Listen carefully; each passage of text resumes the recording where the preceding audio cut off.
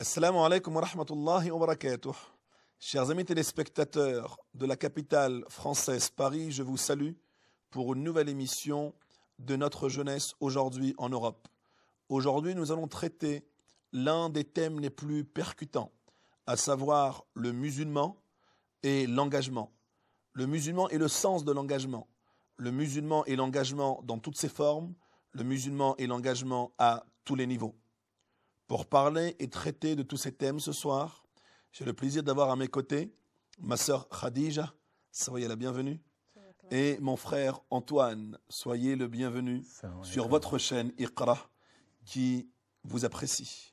Si l'on devait commencer éventuellement Khadija par vous poser une question très basique, qu'évoque pour vous aujourd'hui le musulman et l'engagement?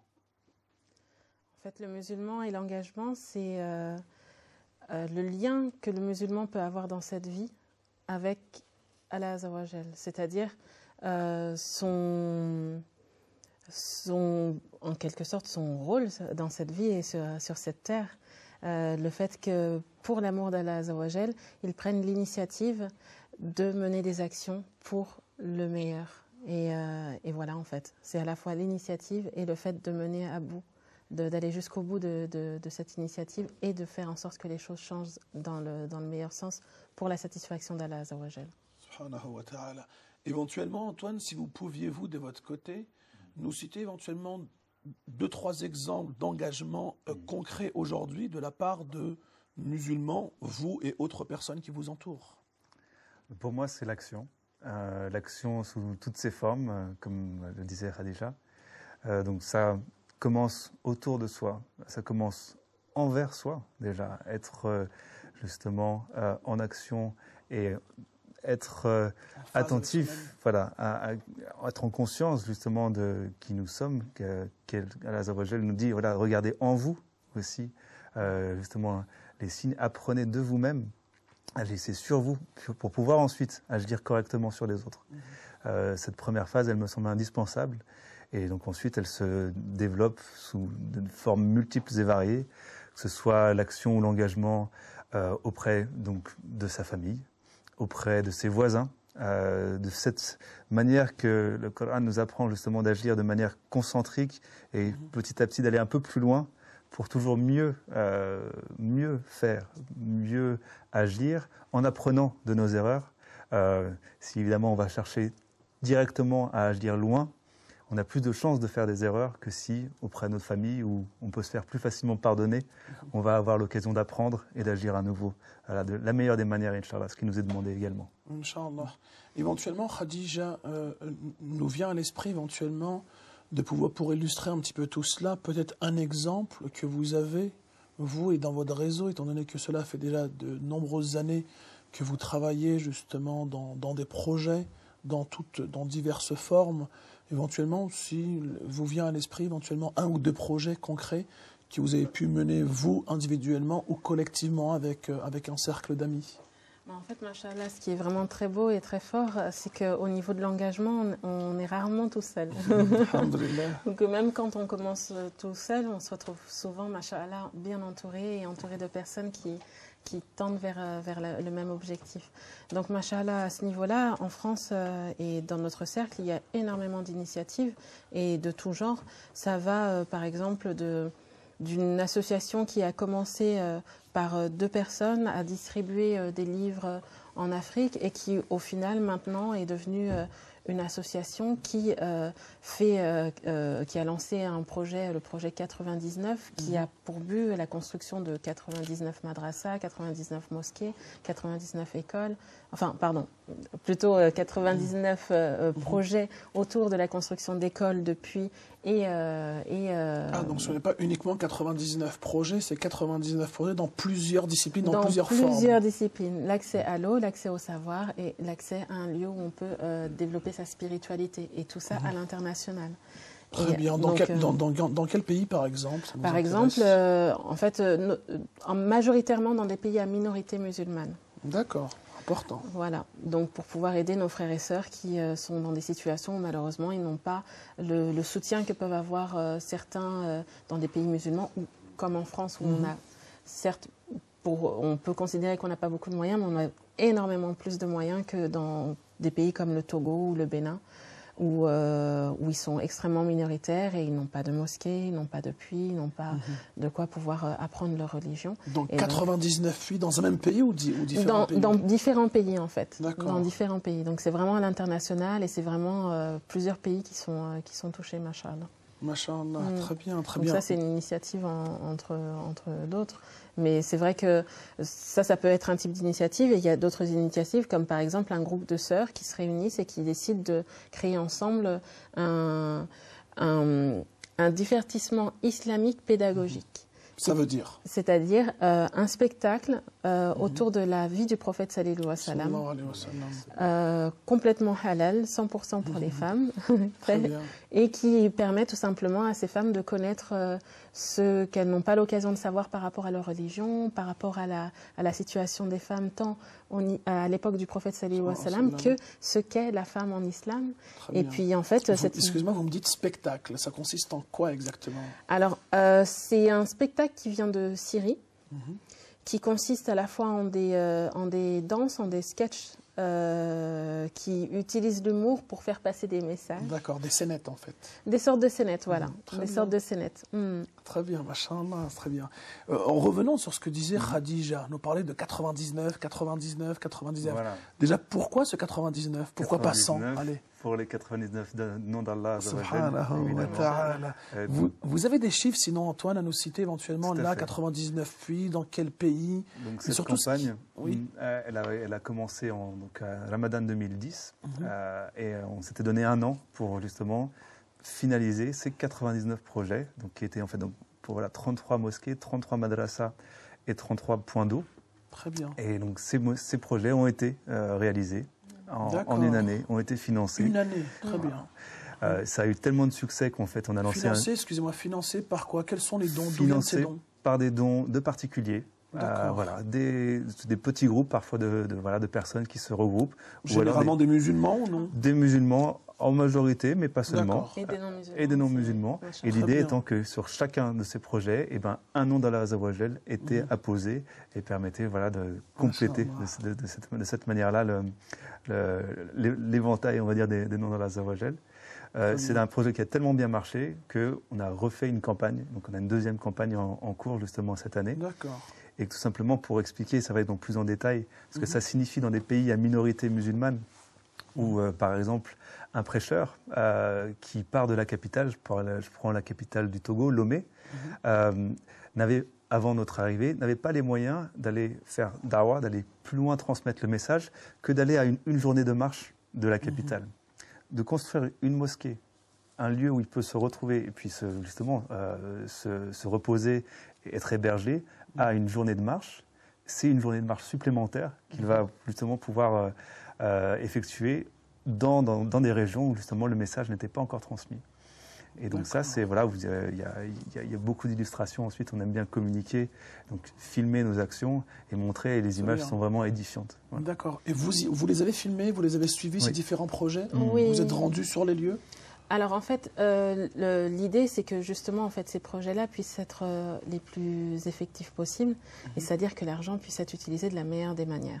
Et donc au départ, il y avait des projets qui étaient lancés pour que les donateurs puissent aller sur place. Et finalement en fait, comme ce projet-là, l'idée c'est de travailler vraiment le plus près possible des populations. Et ce qui est remonté de ces populations-là, des chers et des personnes avec qui on travaillait, c'est que cet argent-là est précieux et qu'ils préféraient qu'on utilise l'argent des billets pour pouvoir construire d'autres mosquées, d'autres puits. Et donc, du coup, en fait, oui, certes, on a des images, on a des vidéos, on a des photos, parce que chaque donateur avait bien sûr le droit d'avoir... D'accord, donc il y a un réel suivi. Oui. Ah oui, il y a un réel suivi, on a des équipes sur place. En fait, dans chaque pays, l'idée, c'est vraiment de travailler de manière la plus professionnelle possible. C'est-à-dire que les équipes sur place sont sélectionnées comme pour un entretien d'embauche, en fait. Donc, on veut vraiment être sûr que ce sont les bonnes compétences qui sont utilisées au bon endroit, et avec la bonne niya, c'est-à-dire avec la peur d'Allah Azza wa Jal et la volonté de vraiment le satisfaire. Donc ce sont les critères de cette association. Mais là, excusez-moi, 33 mosquées, donc en un an, les 33 mosquées sont faites terminées. Sont aujourd'hui, je pense, à 90% finalisées, c'est-à-dire qu'elles sont financées. D'accord. Et la plupart voilà, sont construites. Il y en a encore quelques-unes qui restent encore à construire un petit peu. D'accord. Et les madrasas, comme vous le dites si bien, ces différentes écoles, dans quel pays essentiellement? C'est pareil, en fait, ce sont dans les pays où il y avait le besoin, donc c'est dans différents pays. Et en même temps... 2-3, nous c'est peut-être 2, 3, 4 pays. Côte d'Ivoire, Bénin, Togo, Burkina Faso. Et en fait, ce que je voulais préciser, c'est qu'on dit madrasa, mais en fait, je vais vous donner un exemple. Il y a une madrasa qui a été construite dans un endroit. Je crois que c'était au Togo, si mon souvenir est bon. Dans le nord, oui. Et en fait, cette madrasa-là, elle a eu un impact tel que les autorités locales ont vu la qualité non seulement du lieu, mais aussi de l'enseignement, et ont demandé à ce que cette madrasa devienne une école nationale.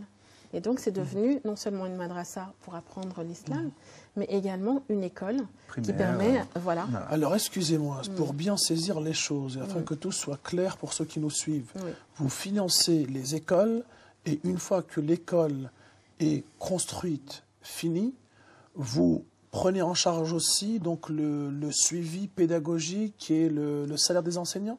Non, c'est pas à ce niveau-là que ça se situe. D'accord.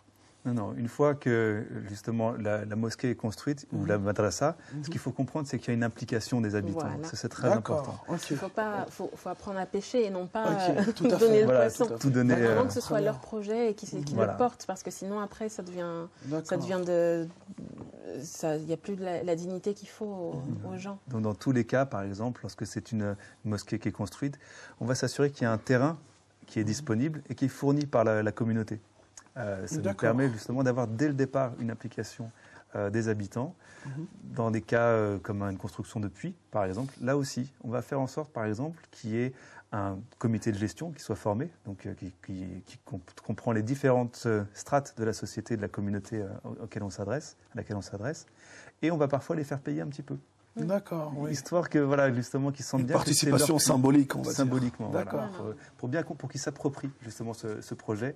On a trop souvent vu, malheureusement, des projets, des puits se refermer après des campagnes comme ça de présence, parce que la population ne se l'approprie pas. Elle considère que lorsqu'il est cassé, c'est pas à elle de le réparer. Donc là, voilà, et généralement vous faites comment, en fait? Je vais vous dire, vous avez fait 10 puits au Mali, ou encore au Burkina Faso. Comment ciblez-vous les lieux, les villages? Ça se passe comment? En fait, généralement, c'est le président de cette association qu'on n'a pas encore cité d'ailleurs, qui s'appelle Life, Masha'Allah, qu'elle soutient au maximum à la fois les intentions et accorde le succès. Et en fait, le président et toute l'équipe d'ailleurs a un principe de base, c'est que on agit seulement dans les endroits où on est sûr de l'équipe, par rapport aux critères dont j'ai parlé. Donc, ce qui s'est passé, c'est qu'il y a eu d'abord des prises de contact dans certains pays, avec un lien qui s'est créé avec une association, des travaux qui ont commencé à être lancés.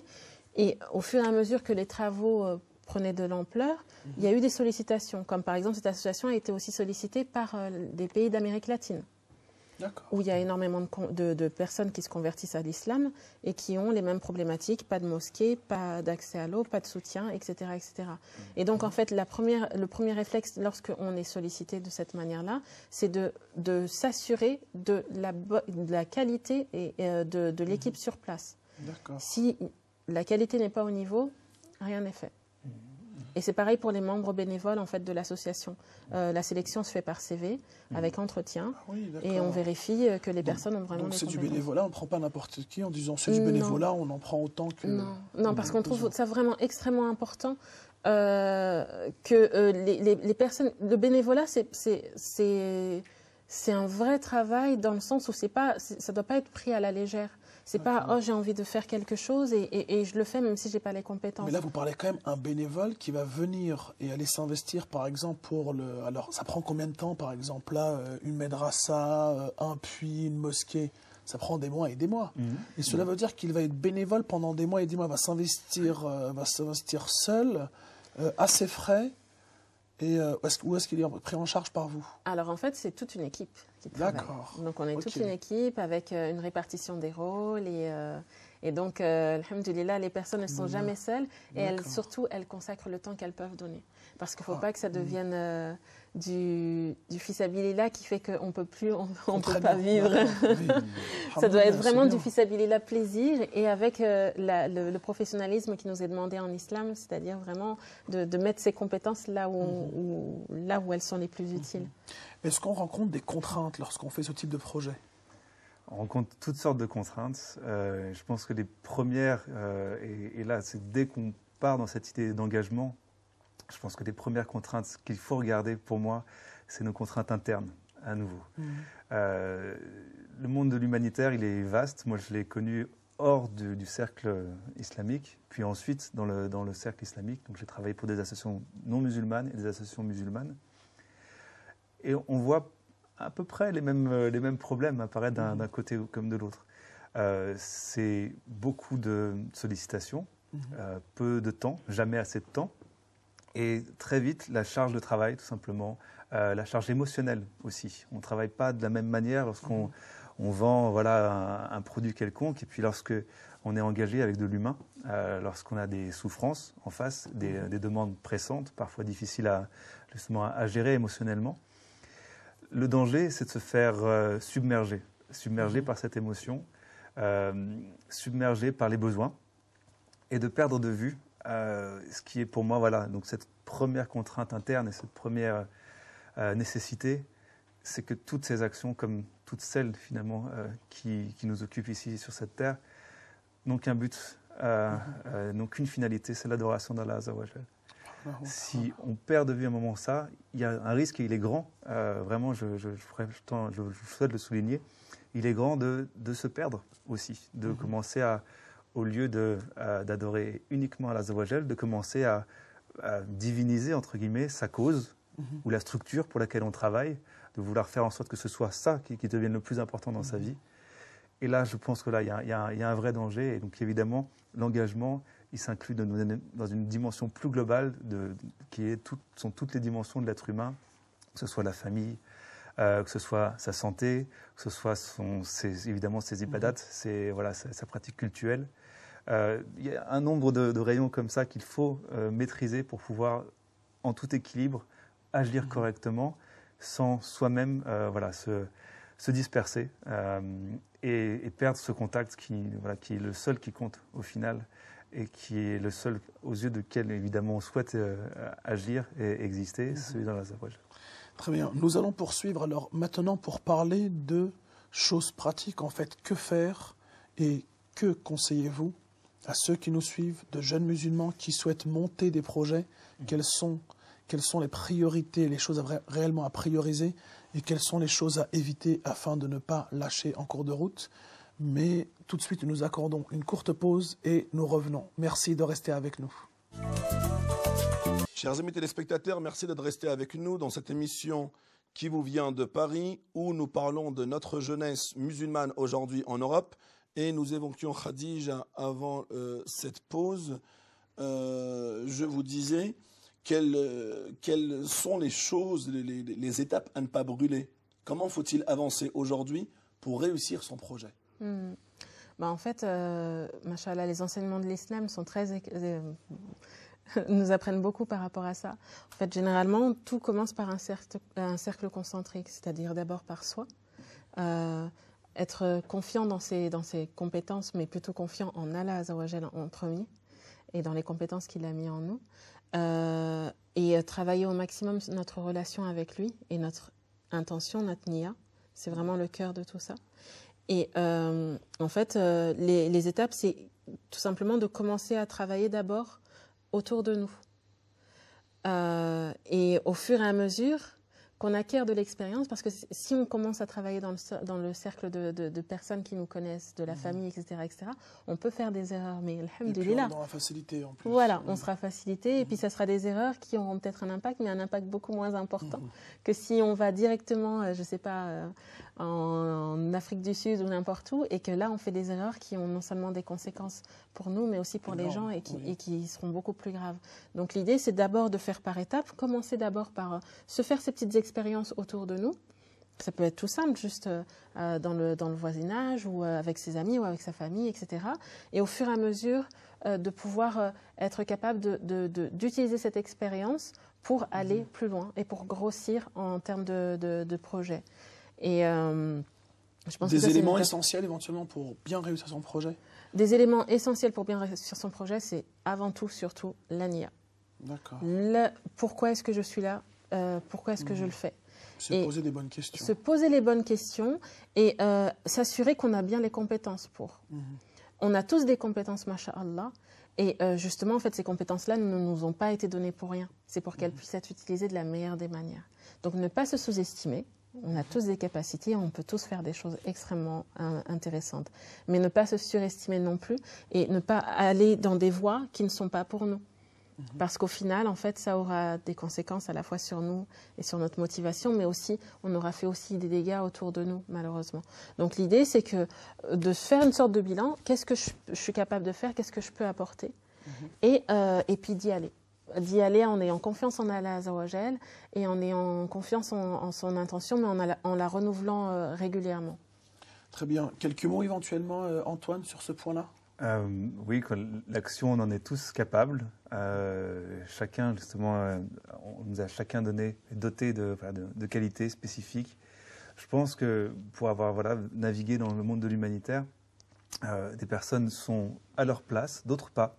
Et je crois que là aussi, il faut être clair en fonction justement de ce qui nous est donné. Certains vont être très forts dans certains domaines, d'autres dans d'autres domaines. Ça peut être l'entreprise. C'est un type d'action humanitaire pour moi à 100%. Tout simplement travailler, dégager un revenu, dégager un surplus de revenus qui va pouvoir être donné à des personnes qui ont, elles, les compétences sur le terrain pour faire ces actions humanitaires très précises. C'est à tous les niveaux une action, là aussi, à 100%.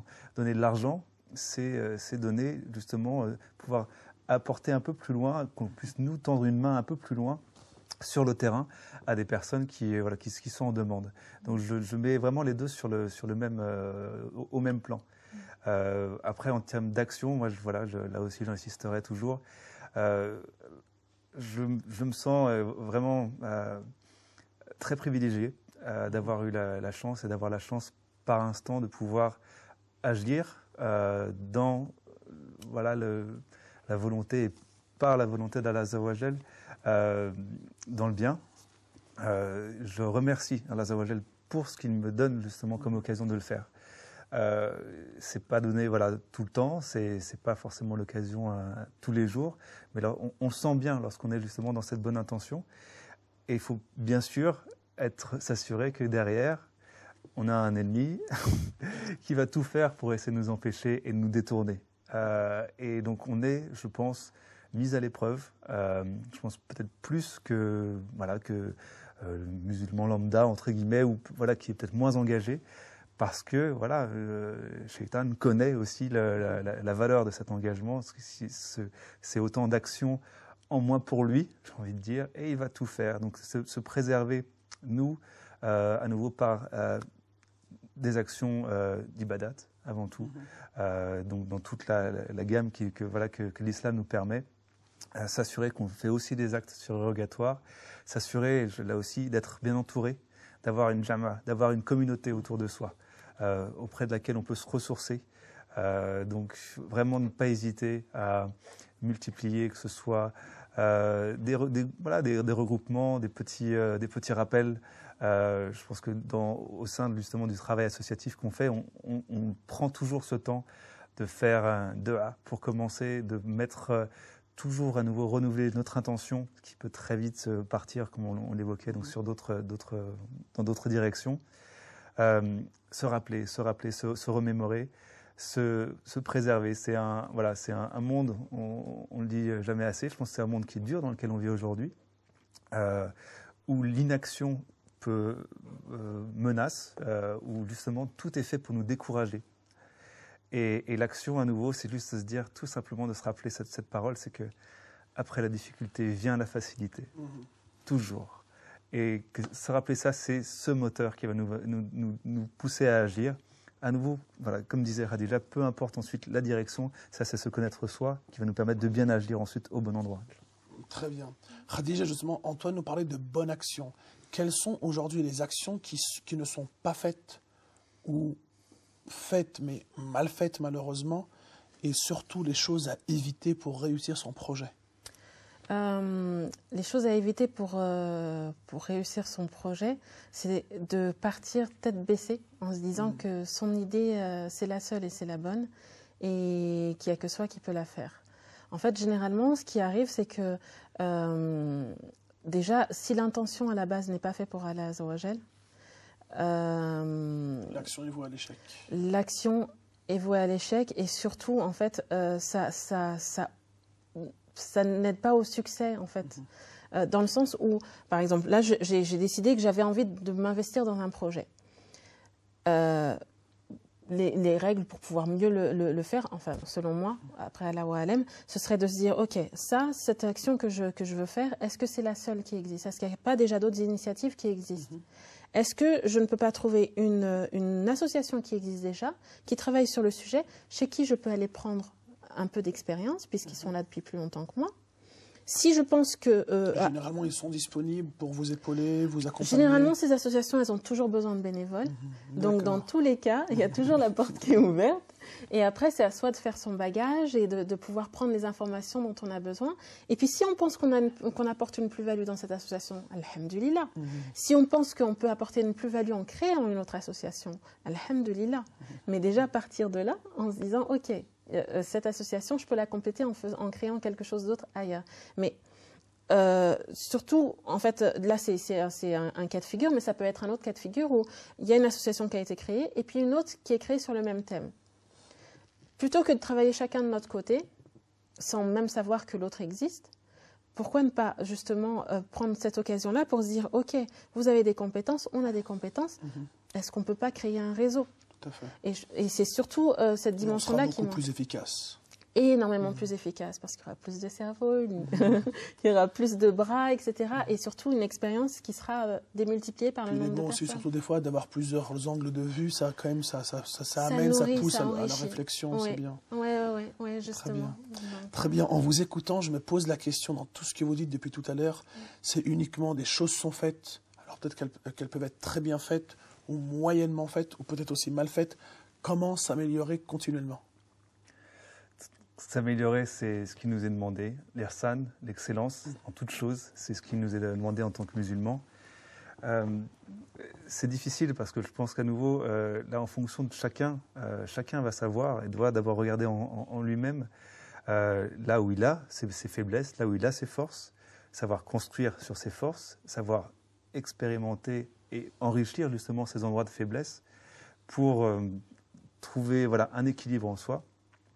Et je pense qu'au-delà de conseils plus pratiques, plus techniques, qui là vont varier énormément d'une personne à l'autre, en fonction de son niveau d'engagement, de la direction justement qu'elle veut prendre, c'est, je pense, être un peu pragmatique, un peu patient aussi au départ, faire attention à l'émotion. Je pense et on le voit, donc, on a un tissu associatif, machallah, en France, qui est composé d'énormément de petites associations musulmanes. Les musulmans sont pour moi vraiment le cœur de l'associatif en France. Il faut le savoir, que ce soit dans les associations musulmanes ou en dehors, dans des grandes associations comme la Croix-Rouge ou autres, on voit beaucoup de musulmans. Ce qu'on voit souvent, c'est de l'essoufflement. L'essoufflement, pourquoi?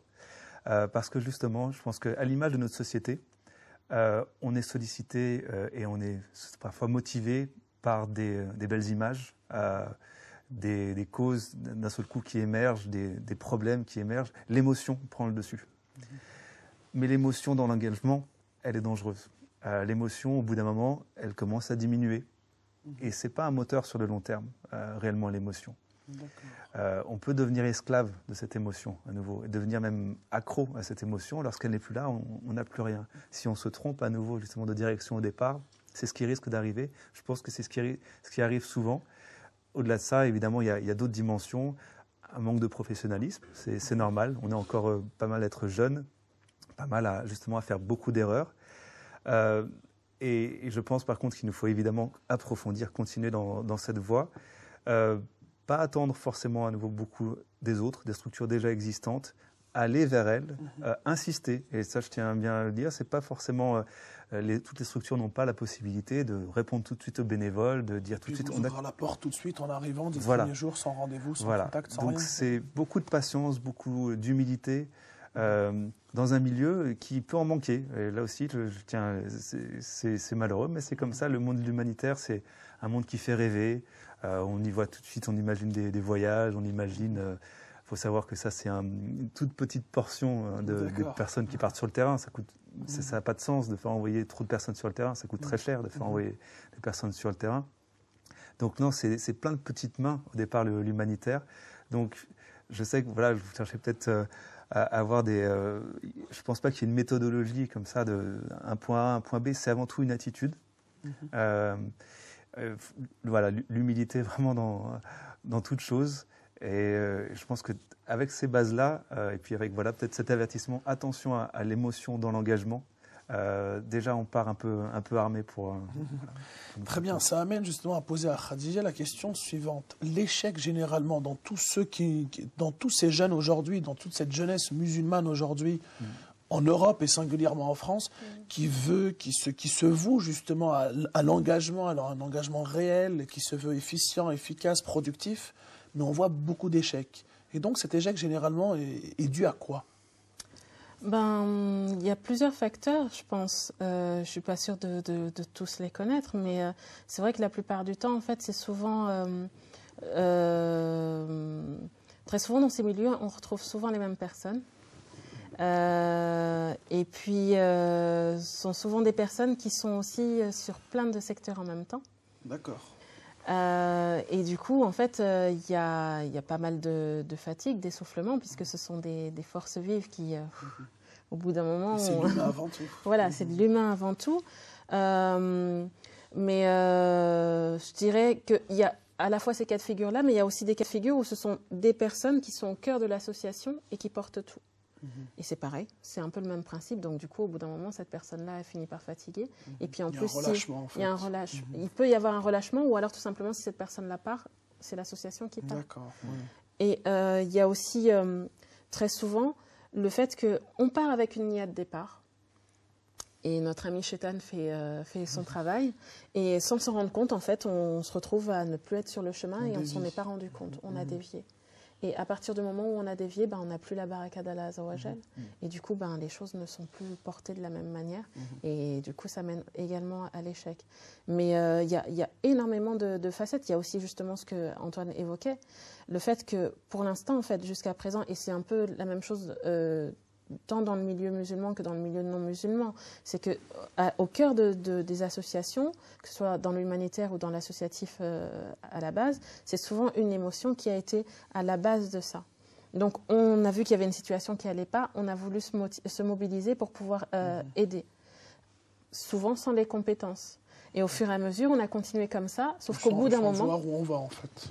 Sans vraiment savoir où on va, mais aussi sans avoir vraiment l'expertise. Et je dis, comme ça a pu être le cas pour, je sais pas, je dis n'importe quoi, pour n'importe quelle grande association également, au départ, les motivations, c'était, allez, il y a quelque chose qui ne va pas, on y va. Et on y va, et puis au fur et à mesure, ça commence à prendre de l'ampleur, et finalement, ça prend tellement d'ampleur, et une telle dimension, la machine marche, mais au bout d'un moment, on se rend compte qu'en fait, non, à la base, on n'avait pas les compétences. On ne s'était pas professionnalisé pour ça.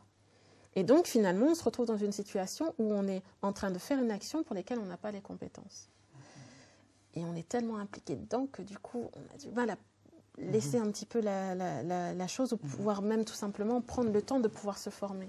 Et je pense que là, il faut qu'on arrive à un moment où on islamise un peu tout ça. Donc, dans le sens où, normalement, en islam, on est censé à essayer de viser la perfection, mais on est censé aussi surtout utiliser nos compétences au maximum, c'est-à-dire d'être professionnel à l'endroit où on est. Donc l'idée, c'est qu'on puisse acquérir le maximum les compétences qu'il faut et les mettre au bon endroit pour le bon objectif. Bravo. Merci Khadija, merci beaucoup. Un petit mot peut-être éventuellement avant de passer à une courte pause et vous libérer, étant donné que vous voyagez demain. Donc merci encore d'avoir participé à cette belle émission ici de Paris. Un petit mot, vous m'aviez dit une fois, et ça m'a réellement touché de votre part, vous m'aviez dit une fois, j'ai mené des projets, j'ai monté des stands dans différents colloques, dans différents rassemblements, et mon stand était vide. Et donc les gens venaient me voir en me disant, que faites-vous? Et vous leur disiez? Et on disait, tout simplement, nous on n'a rien à vendre.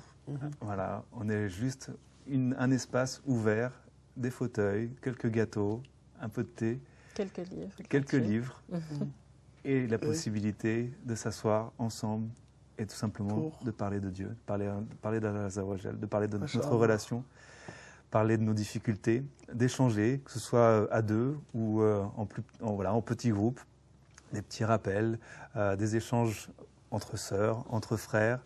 Des moments vraiment très de pause au sein de notre brouhaha ambiant qui ont fait beaucoup de bien pour les personnes qui justement avaient cette capacité de recevoir et de donner justement un peu de cette attention, un peu de cette écoute.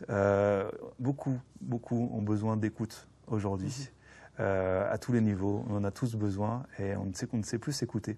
Oui, et beaucoup ont besoin d'oreilles aujourd'hui pour être écoutés. Voilà. Tout à fait. Merci à vous Antoine, merci à vous Khadija. On vous libère Inch'Allah pour votre voyage. Bon voyage à vous deux. Merci d'avoir participé et d'être avec nous sur Iqra. Une petite pause, chers amis téléspectateurs, et nous revenons tout de suite avec Hanan et Aurore. Restez avec nous, merci. Chers amis téléspectateurs, merci d'être restés avec nous et nous avons le plaisir d'avoir sur ce plateau pour cette troisième partie, Hanan, enchantée d'être avec nous sur Iqra, et notre sœur Aurore. Merci à vous d'être présente aussi. Si nous commencions par vous, Aurore, en vous disant à travers ce qui a été dit de la part d'Antoine et de Khadija, juste avant de quitter le plateau, on parlait justement de comment réussir son projet. Mais avant tout, aujourd'hui, si moi je vous disais, je veux monter un projet, comment dois-je me lancer? J'ai une idée en tête, est-ce que je me lance directement ou y a-t-il justement des choses à prendre en compte pour ne pas voir son projet tomber à l'eau? Avant toute chose, je pense que quand on veut lancer un projet, il est important de s'informer, de lire de la documentation, de regarder ce qui a été fait ou pas fait, que ce soit en France ou même à l'étranger, parce que l'innovation vient aussi de l'étranger. Et c'est aussi intéressant de beaucoup travailler avec des réseaux. Par exemple, alhamdoulilah, depuis peu, en France, il y a un réseau de professionnels musulmans qui s'appelle la SPMF, et des réseaux aussi pour les sœurs, comme Akhawat Business. Et ce sont des réseaux... D'accord. Akhawat Business, ça s'appelle. Oui. Très bien. D'accord. Et c'est des réseaux dans lesquels des sœurs ou des frères peuvent s'informer, peuvent discuter avec de jeunes entrepreneurs, prendre conseil, les faux pas à éviter, etc. Et je pense qu'effectivement, déjà de faire cette démarche-là d'information et de contacter de jeunes entrepreneurs qui nous font part de leur parcours, c'est déjà des points qui peuvent vraiment nous aider dans notre réflexion. Ça nous évite de glisser, en fait. Absolument. D'accord, très bien. Éventuellement, peut-être un ou deux exemples concrets, Hanan, que vous avez pu ou su mener? Alors, comme l'a dit la sœur Aurore, il est vrai que les études de marché, etc., c'est extrêmement important. Alors, dans le cas, par exemple, de la restauration, on peut constater une forte demande due à la hausse du pouvoir d'achat des musulmans en France. Donc, cette nouvelle catégorie de la population qui a justement les moyens et le temps de s'investir et de s'impliquer donc dans les loisirs, les sorties au restaurant, etc. et qui sont à la recherche de lieux adaptés à leurs demandes. Où par exemple ils peuvent manger halal dans un cadre familial par exemple.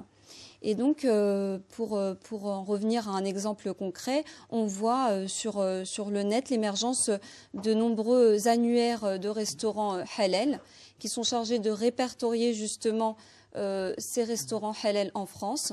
Donc c'est un service à la communauté pour justement donner la possibilité aux musulmans de choisir, d'autant plus que les restaurateurs l'ont bien compris.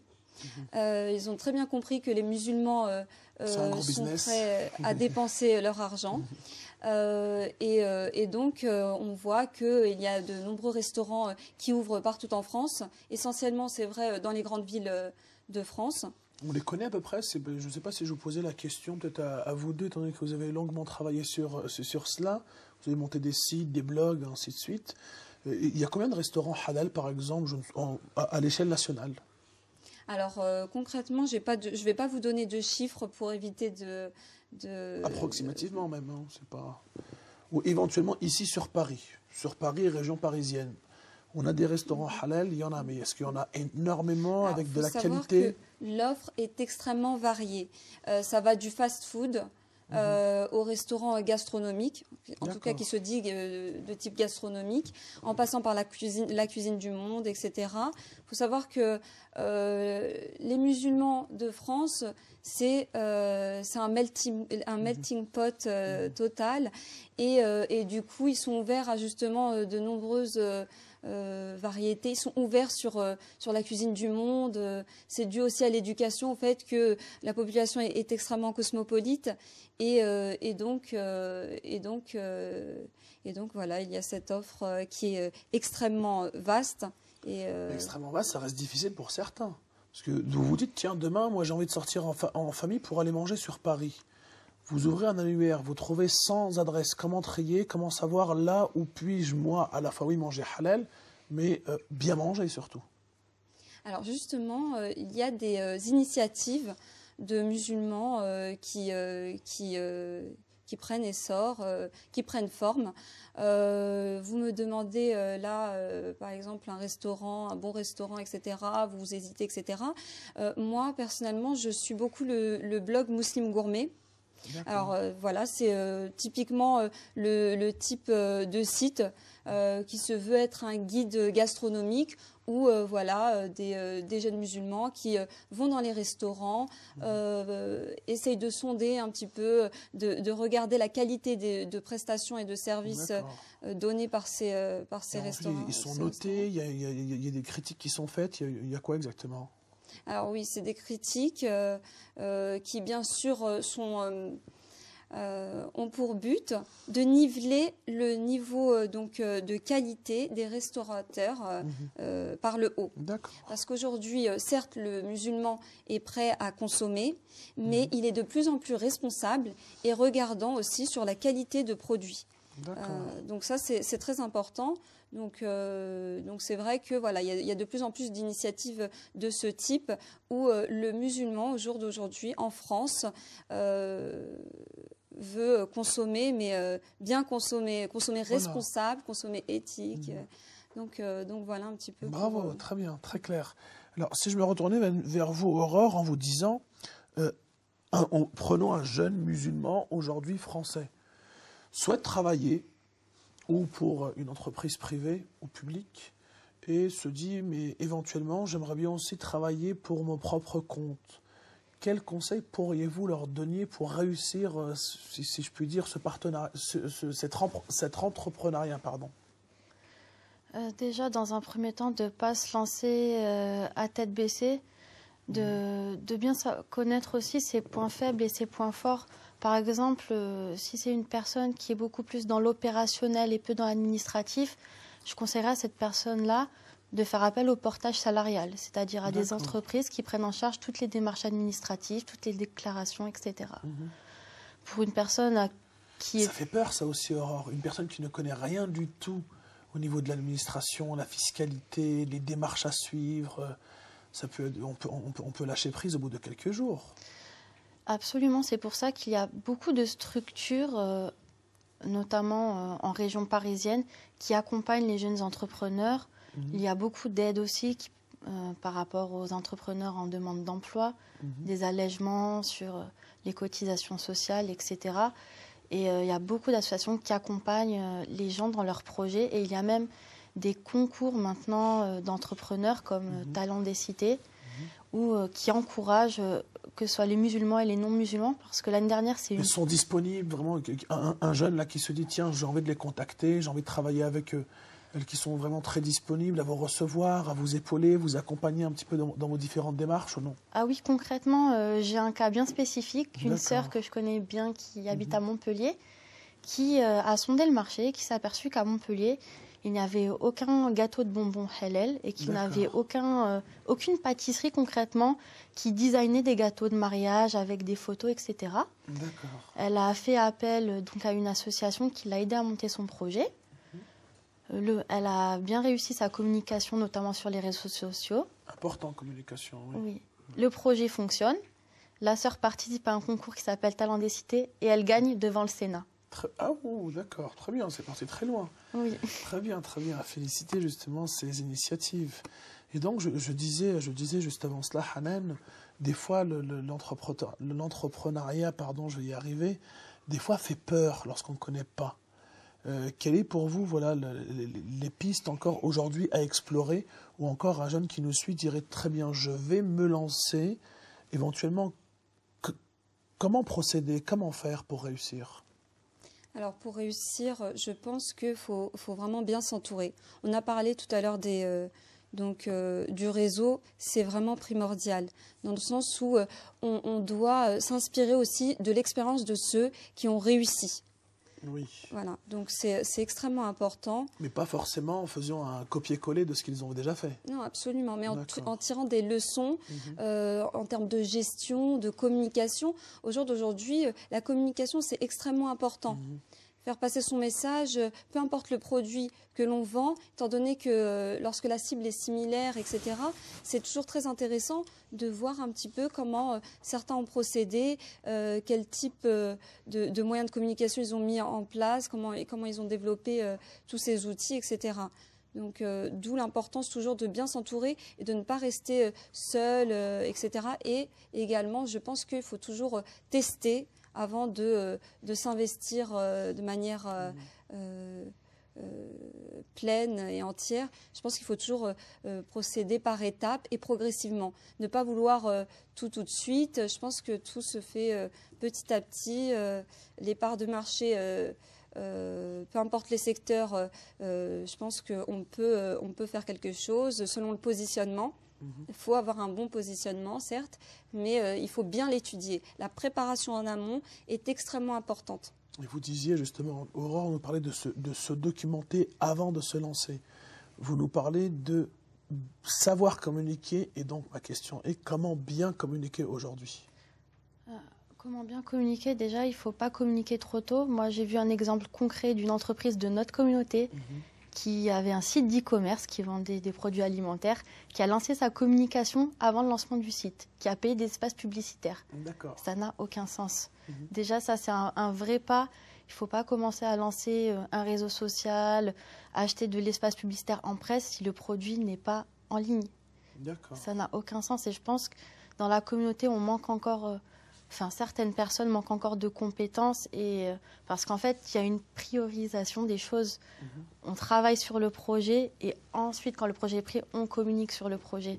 Et c'est vrai que quand on n'est pas entouré dans des réseaux, c'est des erreurs qu'on peut faire parce qu'on est tellement enthousiaste sur son projet qu'on pense à la communication alors que c'est la chose à laquelle il faut penser en dernier. Très bien. Ça amène justement à me dire...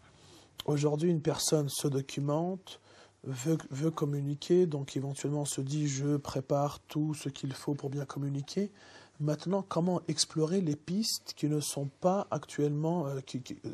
comment aujourd'hui monter un projet, faire quelque chose de bon, d'efficace pour moi et la communauté, et comment savoir que cette chose n'est pas faite pour ne pas faire doublon? Ça revient toujours à l'étude de marché, à étudier ce qui se fait, toujours sonder la communauté, etc. C'est vraiment la préparation de son projet. Il y a de nombreux outils. Je pense qu'Aurore pourra compléter là-dessus. Effectivement, je pense qu'on peut rechercher sur Internet parce que ça nous donne un panel de ce qui se passe en France et à l'étranger. On a beaucoup de chance maintenant en France, il y a énormément de salons, par exemple dans l'alimentaire sur le halal. Donc ça, c'est des endroits où il faut venir, ou même le salon de l'UEF. C'est un endroit où il faut venir parce qu'il y a beaucoup d'entrepreneurs de la communauté. Donc ça nous aide à savoir ce qui est déjà fait. Est-ce qu'il y a des choses déjà faites mais qu'on peut améliorer? Dans ce cas-là, ce n'est pas copier, mais c'est de l'innovation.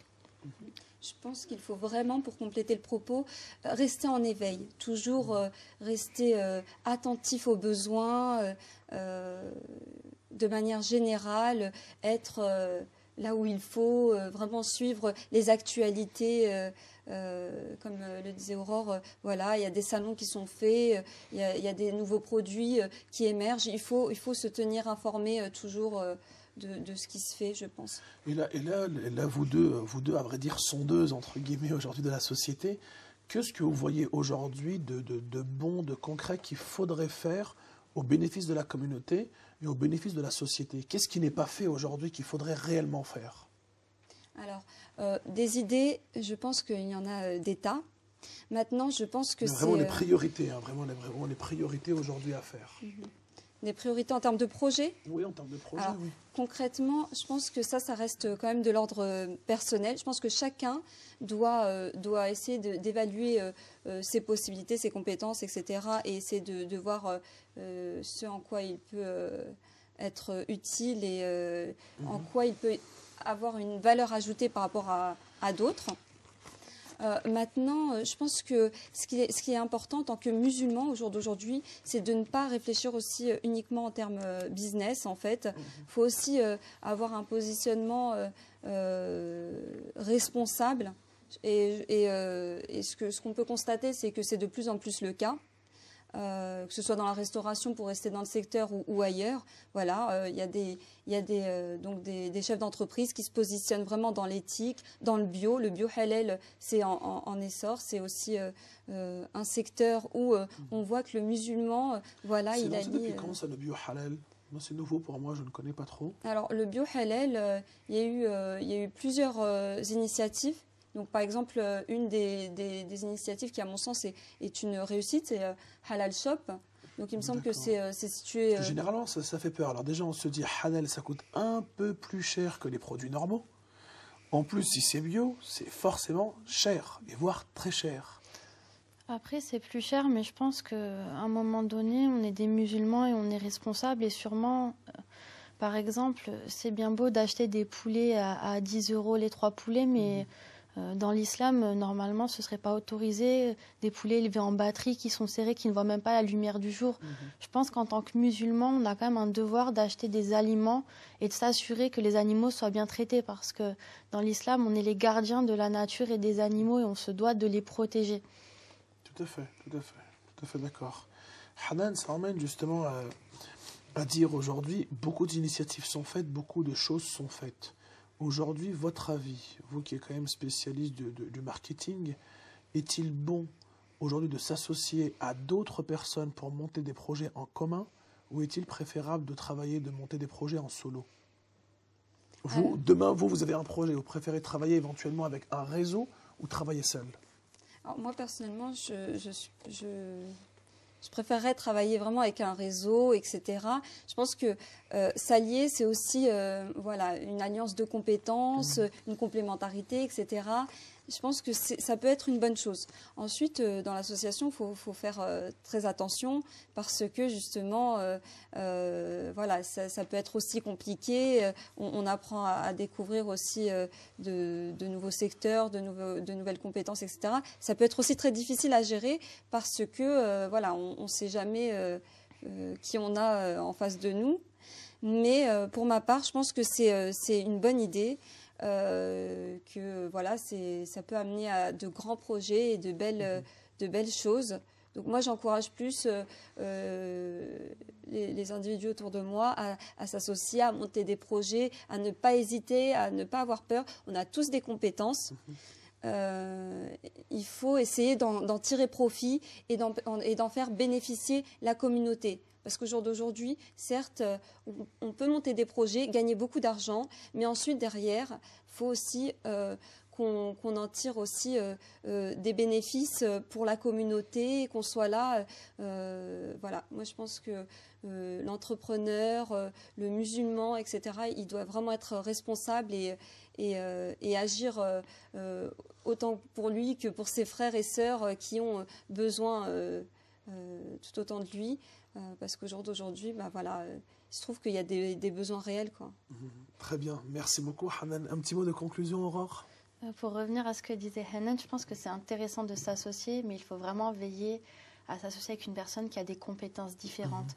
Par exemple, c'est intéressant, quelqu'un qui est plus finance, de s'associer avec quelqu'un qui est plus fort en commercial, par exemple. Il faut s'associer avec des compétences complémentaires, parce que des compétences redondantes, c'est une synergie qui ne va pas fonctionner. Et je pense aussi que dans la communauté, il y a un vrai besoin de formation. Dans la restauration, sujet qu'on connaît bien avec Hanan, je pense qu'il y a un vrai manque de professionnalisation. Je pense que c'est des gens qui n'ont pas forcément fait l'école hôtelière, et ça se ressent dans les plats. Et c'est pareil pour des auto-entrepreneurs. Il y a beaucoup de personnes qui n'ont pas fait d'école de commerce, qui ne savent pas faire de business plan, et ça les ralentit. Je pense que la base de toute chose, c'est vraiment dans la formation. Très bien. Merci beaucoup à vous, Aurore. Merci d'avoir participé, Hanan. Chers amis téléspectateurs, en votre nom, je remercie l'équipe qui a participé, réalisé ce montage. Je vous dis à très bientôt. Wassalamu alaikum wa rahmatullahi wa barakatuh.